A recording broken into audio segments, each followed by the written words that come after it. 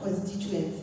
In essence, when we look at the Zimbabwean context, we are saying as a country we are vulnerable to the impacts of climate change.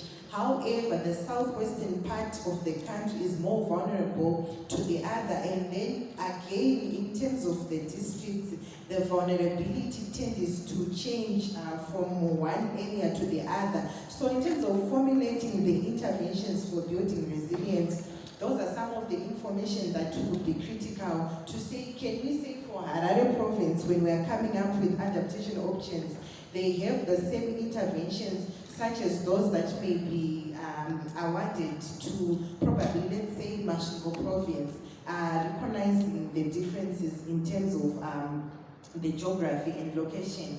And then the third component would then focus on the financial mechanism, whereby after we've come up with a plan, we need to ensure that we have available resources or a mobilization strategy to get those resources, and ultimately then monitor and evaluate to say, in terms of mainstreaming climate change in development planning, how are we faring? Our communities are also benefiting positively from the strides that we are making to mainstream climate change in the planning processes.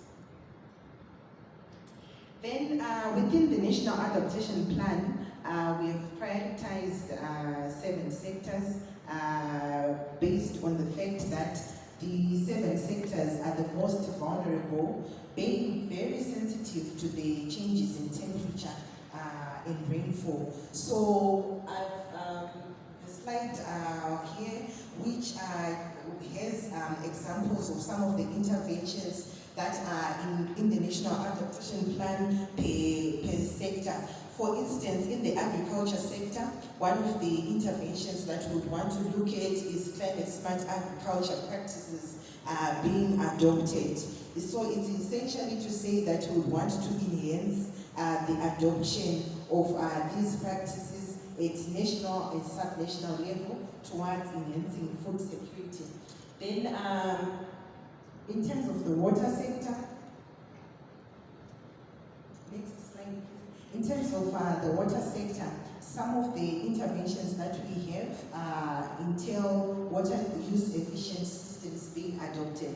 The reason why the thrust is maybe on water use efficient systems being adopted is realizing that the changes in temperature and rainfall mean that water will become more and more scarce. Therefore, we need to adopt issues such as drip irrigation where possible, moving away from flood irrigation, and also ensuring that where possible, we also use grey water for maybe our home gardens and other issues. Then in terms of infrastructure, we want to develop building standards to ensure that we climate-proof our infrastructure from climate-related vagaries. Then, in terms of